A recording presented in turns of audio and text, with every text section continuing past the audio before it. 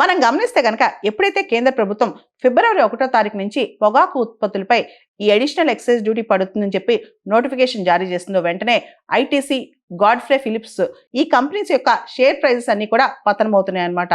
ఫిబ్రవరి 1వ తారీఖు నుంచి టొబాకోకి సంబంధించిన ప్రోడక్ట్స్, ఉదాహరణకి సిగరెట్స్ ధరలు ఇవన్నీ పెరుగుతున్నాయి కాబట్టి స్టాక్ మార్కెట్స్ లో ఈ సిగరెట్ కంపెనీస్ ఇవన్నీ కూడా నష్టపోతున్నాయి అన్నమాట.